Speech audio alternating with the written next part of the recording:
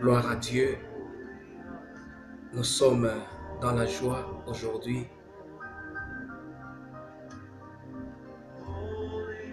Peu importe la situation dans laquelle on peut se retrouver aujourd'hui, mais c'est un grand jour. Un grand jour où nous devons remercier Dieu, louer son saint nom, rendre grâce, malgré la situation que tu peux traverser. Moi, je ne connais pas ta situation, tu ne connais pas ma situation, mais tous, nous pouvons remercier le Seigneur. Nous pouvons rendre gloire à Dieu en ce jour qui met point à l'année 2015. Nous saluons cette année pour l'éternité et nous regardons de l'avant car il y a des bonnes choses qui nous attendent. Peut-être tu es malade, peut-être tu as perdu quelque chose de très important, peut-être tu es en train de traverser un désert. Maintenant même, tu ne sais pas comment faire pour t'en sortir.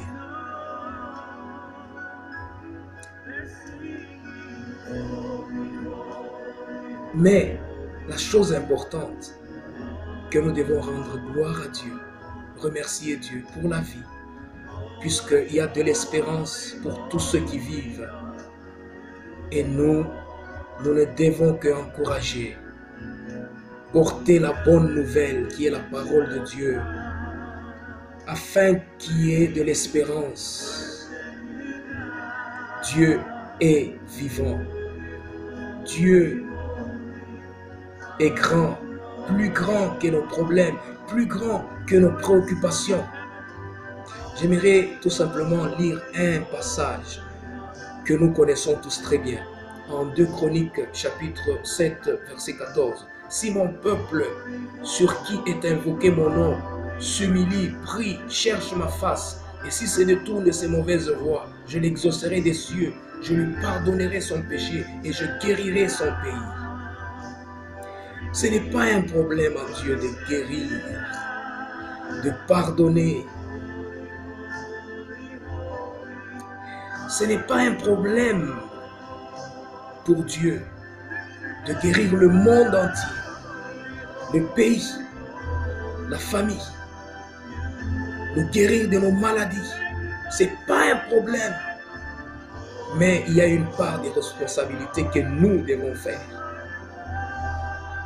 Il y a une part de responsabilité que je dois faire. Une part de responsabilité que tu dois faire.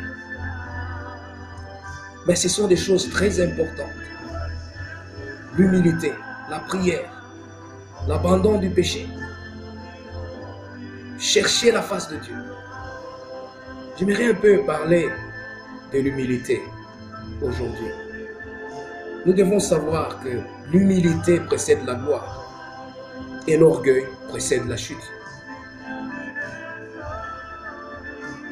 Rappelons-nous un peu, quelle était la vie de notre Seigneur Jésus-Christ quand il était sur la terre? Depuis qu'il est né et jusqu'à ce qu'il a rendu l'âme, il a tout accompli à la croix. Le Fils de Dieu qui est le roi des rois, il a vécu dans l'humilité. Si nous voyons la vie de Paul, qui est notre exemple, notre type, Paul lui-même qui dit « Soyez mes imitateurs comme je le suis moi-même pour Christ ». Paul était un homme humble. Mais aujourd'hui, qu'est-ce que nous voyons? L'humilité a disparu. Les gens sont devenus orgueilleux. Les gens veulent dominer sur les autres. Nous voyons les pasteurs qui dominent sur les brebis. Les pasteurs sont devenus des patrons. Les pasteurs veulent commander, ils deviennent des chefs. Or, un berger, il doit veiller sur les brebis. Un berger doit vouloir le bien des brebis. Lui peut accepter même de mourir pour que les brebis aient la vie. Mais aujourd'hui, c'est le pasteur qui veut gagner. C'est le pasteur qui veut être chef, patron. L'humilité a disparu. Il n'y a plus d'humilité. Tout le monde veut commander. Mais ici en Europe, nous sommes en train de le vivre. Il y a des enfants qui commandent leurs parents. Il y a des choses horribles qui se passent. L'humilité a disparu dans le monde. Il n'y a plus d'humilité. Même parmi le peuple de Dieu, il n'y a plus d'humilité. Même dans les familles, il n'y a plus d'humilité. Il y a les petits qui manquent du respect à leurs grands. Il y a beaucoup de choses qui se passent. Il y a des grands qui manquent du respect envers leurs petits. Il y a les parents qui maltraitent leurs enfants. Il n'y a plus d'humilité. Les enfants qui manquent du respect envers leurs parents. Il n'y a plus d'humilité. L'humilité a disparu. Même parmi le peuple de Dieu. Mais tout peut recommencer à zéro avec Dieu. La deuxième chose, c'est la prière. La prière. La Bible dit prier sans cesse. À un certain point, certaines personnes disent que nous sommes fatigués de prier. Comment est-ce que tu peux être fatigué de parler puisque tu vas parler toute ta vie? Si tu réussis à parler, comment est-ce que tu peux manquer de prier? Il y a des gens qui ont commencé leur ministère avec la prière. Ils étaient des intercesseurs. Mais aujourd'hui, ils pensent laisser cette charge de la prière aux petits. Non. Le Seigneur Jésus-Christ lui-même sur cette terre, il passait tout son temps dans les retraites à prier. À prier. Puisque la prière est l'unique arme, l'unique moyen qui nous fait entrer en relation avec le monde spirituel de Dieu. Si tu veux vaincre, tu dois avoir la vie de prière. Puisqu'avec la vie de prière, tu sauras confondre l'ennemi. Aujourd'hui, les gens ne prient plus. Aujourd'hui, nous sommes faibles dans la prière. Aujourd'hui, nous négligeons la prière. Tout peut recommencer à zéro. Tu ne peux pas dire que j'ai beaucoup prié. J'ai trop prié. Mais tu peux prier encore jusqu'à ce que les choses changent. Pourquoi tu abandonnes? Pourquoi tu te décourages? La Bible dit que tu peux prier. Se détourne de ces mauvaises voies.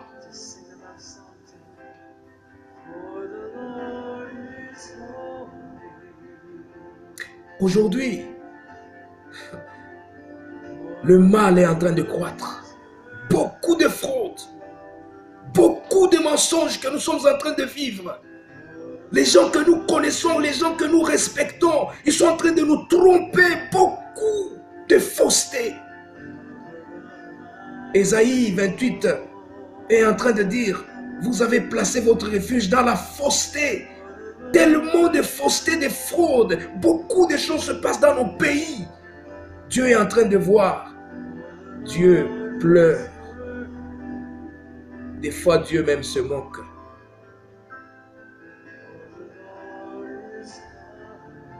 Pourquoi?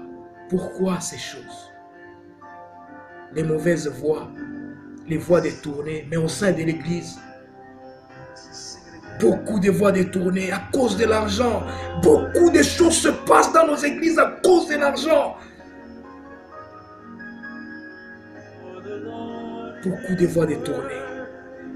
La Bible dit s'il se détourne de ces mauvaises voies. La Bible dit s'il cherche ma face. Mais combien de sacrifices nous faisons pour gagner le pain? Combien de sacrifices? Nous devons travailler matin, nuit, jour pour pouvoir gagner le pain. Mais combien de temps nous mettons pour pouvoir chercher Dieu? Tout peut reprendre à zéro. Tu peux chercher la face de Dieu.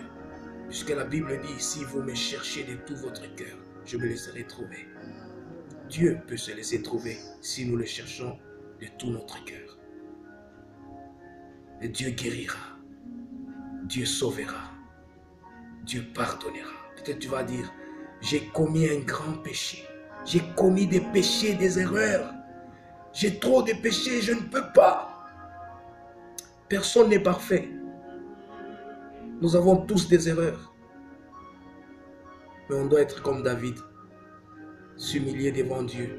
Puisque c'est lui qui refuse de demander pardon à Dieu. Il se dit, j'ai trop péché, je ne peux plus demander pardon à Dieu. C'est de l'orgueil. Mais si tu es humble, tu peux t'humilier et demander pardon à Dieu et abandonner. Et Dieu peut guérir. Dieu peut guérir ta famille. C'est pourquoi je t'apporte cette parole pour te souhaiter une année merveilleuse. Si tu n'avais pas la joie, que tu aies la joie. Tout ce que tu veux, tout ce à quoi tu t'attends, Dieu peut l'accomplir. Ta vie peut changer. Mets seulement cette parole en pratique et commence l'année nouvelle avec cette parole et tu verras, puisque Dieu respecte sa parole et il est fidèle à sa parole. Que Dieu te bénisse.